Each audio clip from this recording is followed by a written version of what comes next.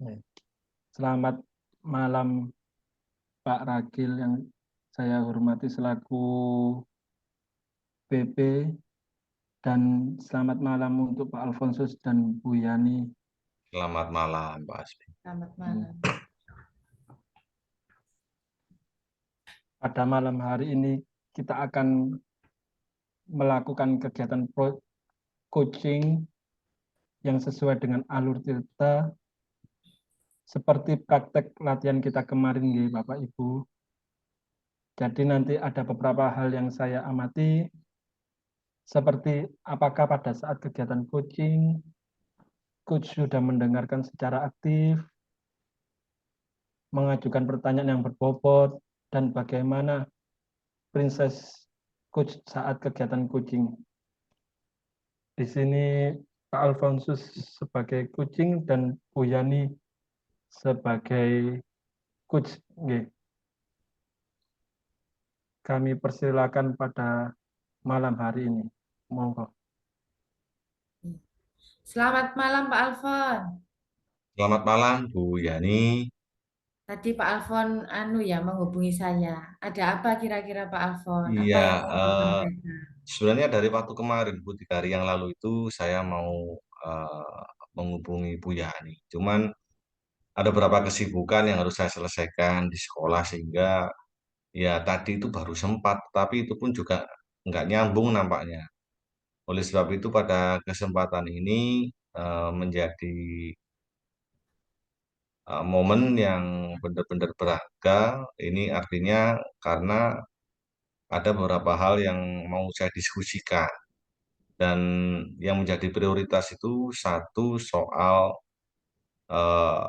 bagaimana pola supervisi khususnya di sekolah ibu gitu loh. Saya ini mau belajar banyak karena supervisi yang saat ini itu kan ada beberapa perbedaan pokok gitu. Nah, ini yang membuat saya pusing karena belum bisa dimaknai oleh semua. Karena di dalamnya itu kan terdapat beberapa poin-poin penting, Bu. Jadi misalnya dari sisi kegiatan inti. Dalam kegiatan inti itu disebutkan bahwa dalam apa namanya implementasi kurikulum Merdeka itu guru ini harus bertindak untuk memberikan fasilitator yang terbaik atau menjadi fasilitator yang terbaik. Nah, sedangkan ini sudah kami sampaikan, sempat kami bicarakan dengan kepala sekolah, juga dengan rekan Bapak Ibu guru, tapi nampaknya mereka juga mengalami kesulitan. Sebenarnya bagaimana model pembelajaran yang berbasis aktivitas siswa itu bisa diterapkan dengan baik. Itu aja Bu yang saya mau tanyakan itu Bu. Berarti tujuan akhirnya itu untuk aktivitas siswa, pembelajaran aktivitas siswa, Pak. Iya, tadi Hmm. sementara itu yang menjadi permasalahan itu adalah dalam kegiatan ketika pembelajaran itu berlangsung. Jadi seperti itu. Pengelolaannya itu loh Bu. Pengelolaannya ya. Jadi apa nanti ukuran keberhasilan pertemuan kita ini, Pak? Misalnya jenengan tadi kan sudah bilang ke saya Ya, untuk ya aktivitas. setidaknya itu ada beberapa harapan, paling tidak itu bagaimana sih eh, supaya guru ini bisa memaknai, bisa memahami, oh ternyata pembelajaran berbasis aktivitas siswa itu adalah siswanya yang aktif, adalah siswanya yang belajar, bukan gurunya yang aktif, gurunya yang belajar. Itu aja, Bu. Itu ya, berarti berpusat pada siswa, Pak ya. Nah, itu maksudnya Ya. demikian itu. Kira-kira apa kesempatan yang dimiliki Pak Alfon saat ini? Selama ini sih saya sudah mencoba untuk memberikan apa namanya ruang komunikasi ya. Jadi saya membuka ruang komunikasi dengan teman-teman guru di sekolah itu supaya maksudnya itu dari sisi emosional, dari sisi kedekatan hati tidak terlalu formal itu kan enak bicaranya. Oh, Nah, supaya nanti mereka juga bisa paham maksudnya itu seperti ini gitu loh. Seperti itu, Bu. oh iya. Untuk pencapaian Pak Alfon sendiri dari 1 sampai 10 sekarang posisinya kira-kira di angka berapa, Pak? Kalau saya itu sekarang paling ya 6 7 lah, Bu. 67. Oh, Iya. sudah lumayan tinggi, Pak ya. Ya, gimana ya? Maksudnya itu kan ini kan saya ngukur sendiri ya, Bu ya. Ya. Gitu. Jadi Berarti Pak Alfon punya kekuatan ya Pak ya. Kekuatannya apa kira-kira Pak untuk mencapai supaya siswa ini lebih aktif, berpusat pada siswa itu apa Pak? nah, sementara ini saya di sekolah itu hampir di dalam setiap kegiatan pembelajaran itu saya hanya menggunakan model dua, dua model pembelajaran. Saya itu menggunakan problem based learning dan project based learning. Sehingga di dalam kegiatan pembelajaran itu siswa lebih banyak beraktivitas. Seperti itu, Bu. Oh ya, jadi dengan model seperti itu Pak ya. Kemudian peluangnya apa Pak? Kemungkinan Bapak bisa ambil dari model pembelajaran itu. Peluang yang bisa diambil. Kalau dari sisi Bapak Ibu guru, ini yang bisa diambil adalah kebermanaan bahwa sebenarnya menjadi fasilitator itu ya bukan hal yang mudah gitu loh. Yang sulit itu karena merubah pola pembelajaran dari berbasis guru ke berbasis siswa itu. Karena terkadang kemampuan apa ya tanpa kita sadari gitu misalnya saya sedang ngobrol di depan kelas itu ya sudah Bu menerangkan terus saja sampai lupa siswanya sudah Lagi gitu. asik Pak ya menerangkan. Ya. Iya. Iya. Pasti dalam perjalanan nanti kan ada hambatan Pak ya. Apa hambatan atau yang menghalangi Pak Alfon untuk meraih siswa yang aktif tersebut? Kalau soal hambatan itu yang pertama adalah eh, time allotment atau manajemen waktu. Jadi kalau pembelajarannya itu berbasis proyek, ini yang membutuhkan waktu yang lama. Kemudian pemilihan materinya ini harus benar-benar esensial. Karena kalau semua materi itu diberikan, nggak akan cukup. Oleh sebab itu, yang saya ambil hanya materi-materi yang relevan saja. Kalau materi itu tidak relevan, ya tidak saya berikan, Bu. Nah, Hmm. seperti itu, Bu. Berarti dari yang tadi itu solusinya apa Pak? Solusi dari Semen- hambatannya. Sementara itu yang bisa saya rasakan bahwa masalah itu bisa dapat terurai itu satu, eh, siswa lebih termotivasi dengan teman-temannya saat belajar. Nah ini sehingga apa ya, saya juga nggak terlalu ribet, terlalu pusing gitu untuk memberikan motivasi kepada anak-anak. Karena mereka sudah lupa atau fokusnya sudah apa ya ke proyek. Nah, yang penting pengantarnya saja tadi itu pengantarnya bisa menarik gitu. Iya. Jadi sebagai guru kita harus menarik ya Pak ya. Kan setelah perjalanan tadi ada model-model pembelajaran. Nanti rencananya Pak Alfon itu apa Pak? Untuk mencapai siswa yang aktif berpusat pada murid itu Pak. Nah, rencana saya itu pengennya itu kalau bisa semua satu warga sekolah itu bisa apa ya, bukan meniru, setidaknya itu mencicipi lah, mencicipi aroma pembelajaran yang berbasis pada siswa, begitu Bu. Oh, Maksudnya gimana caranya sih supaya bisa menjadi gerakan gitu loh Bu. jadi seluruh sekolah bisa menerapkan itu Pak ya. Iya, Ada prioritasnya Pak prioritas mungkin saya fokus pada kelas saya Bu, yang saya bangun. di kelasnya Pak Alfon dulu ya. Jadi Ya, strateginya seperti apa nanti Pak? ya mungkin saya akan berikan contoh dulu. Nah, tentu mereka kan yang ditunggu adalah soal keberhasilan, Bu.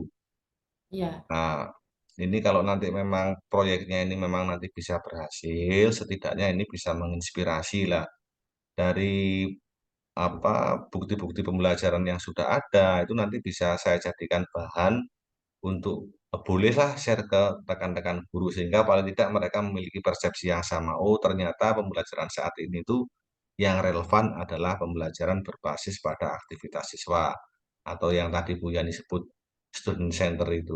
Ya, student center. Iya. Kira-kira butuh berapa lama, Pak, jangka waktunya? Kalau lama sih Bagaimana jangka waktunya? tergantung proyeknya, Bu. Tergantung ya. Kalau iya, kalau proyeknya komik itu misalnya contoh paling seminggu selesai. Tapi kalau proyeknya ini yang dilibatkan banyak orang, tentu saya rasa ini juga membutuhkan banyak pekerjaan. Oh, Ini begitu Pak yang ya. Jadi menyita waktu begitu. tergantung jenis proyeknya Pak ya. Kemudian apa Pak ukuran keberhasilan dari aksi Pak Alfon ini nanti? Ukuran keberhasilan itu kalau memang siswa itu benar-benar bisa apa ya, bisa menguraikan, siswa memiliki keberanian untuk melakukan presentasi sehingga kompetensinya itu bisa apa ya, dapat dirasakan gitu. Oh, ternyata siswa saya bisa melakukan sebuah presentasi. Mereka mampu membuat slide PowerPoint sederhana seperti itu. Oh, jadi dari presentasi, misalnya Pak ya ini ada gangguan. Bagaimana Pak Alfon mengatasi gangguan tersebut Pak? Yang pertama tentu saya akan melihat gangguannya ini ada di dalam mana. Misal ataukah gangguannya ini ada di proses, ataukah gangguannya ini ada di konten, ataukah gangguannya ini ada di hasil akhir, atau bahkan bisa juga gangguannya ini ada di assessment. Nah, empat komponen ini yang perlu apa ya, perlu diprioritaskan, Bu. Menurut saya begitu. Oh, berarti yang pembelajaran berdiferensiasi Pak ya? Nah, itulah Nah, jawabannya mungkin iya, sepertinya begitu. iya. Eh, Komitmen apa Pak yang terhadap rencana aksinya Pak Alfon ini? Ya, sementara pokoknya kalau dengan sudah tersosialisasikannya program kegiatan siswa, khususnya tentang pembelajaran apa tugas terstruktur dalam proyek pembelajaran ini, ya saya akan terus fokus pada aktivitas belajar anak-anak. Itu yang saya harus bisa layani kepentingan mereka gitu. Siapa nanti yang membantu Pak Alfon Pak? Yang membantu tentu ada rekan satu paralel. Oh, yang misalnya, jenengan ngajar kelas berapa Pak? Saya ini ngajar kelas 4 SD. Kebetulan kan di SD itu yang kurikulum merdeka hanya kelas 1 dan 4. 1 dan 4 ya Pak ya? Oke, jadi kelas 4 saya kebagian kurikulum merdeka Bu, sehingga memaksa otak ini harus berpikir karena kan masih baru. Apa ya, masih prematur gitu. Iya. Dengan bincang-bincang kita ini, kira-kira bagaimana perasaan Pak Alfon Pak? Ya, saya sangat berterima kasih lah. Setidaknya itu apa unek-unek dan eh, kerangka berpikir saya itu bisa apa ya, boleh didengar gitu. Jadi ibarat saya punya ekspektasi itu, keinginan saya ini, oh ternyata juga ada yang mau mendengarkan. Karena ketika saya nanti sharing, kalau yang saya sharing ini nggak nyambung itu kan ya saya tambah pusing, Bu. Nah itu. Oh iya, teman Jadi lain Pak, nanti teman yang kijang-kijang itu. nah, nanti malah saya diajak angon terus, Bu, cari rumput terus belain saya. Ini nggak Enak Pak, ngajar-ngajar. healing seneng Pak. Nah, Iya Pak, terima kasih juga kita memang sharing pada eh, malam hari ini kita juga sama-sama mendapatkan ilmu Pak ya. Kira-kira nanti kalau ada unek-unek lagi, jenengan kita lanjutkan di coaching pertemuan berikutnya Pak. Monggo ya. Pak Alfo nanti kapan saya siap sedia Pak. Terima kasih loh Bu Yani. Saya juga mengucapkan terima kasih pada observer buat Bapak Asbi. Salam hormat. Waduh, ini observer terhandal di Kota Pasuruan ini. Saya promosikan, Pak. Iya, iya, iya. Siap, Terima siap. kasih loh Pak Asbi. Iya, Maksudnya sudah sama-sama. boleh apa mengamati jalannya coaching pada eh, petang hari ini. Iya, iya, Terima kasih Bu Yani, Pak Asbi. iya. Iya. Selamat Nah, malam, salam sehat, salam semangat. salam sehat, salam semangat. Wah, sangat bagus sekali dari coaching malam hari ini. Bu Yani sebagai coach sudah bagus sekali berperan menjadi coach. Ibu Yani selalu mendengarkan secara aktif dan menanyakan pertanyaan-pertanyaan yang dapat membangun dari coach dalam permasalahannya. Selain itu, dalam Princess Ibu Yani sudah sangat bagus dari cara Ibu berbicara membuat kucing nyaman dan tidak merasa dinilai. Ya, saya sebagai observer sampai terheran-heran ini. Saking bagusnya coaching malam Belajar. hari ini. Semoga nanti dengan semakin banyak latihan dan melakukan kegiatan coaching, kemampuan coaching pada malam hari ini semakin meningkat dan kompetensi yang diinginkan dari Pak Alfonsus dan Bu Yani terlaksana. Dan semoga bisa memajukan pendidikan di Kota Pasuruan. Saya Amin. sebagai observer, apabila ada kata-kata yang kurang berkenan, mohon maaf.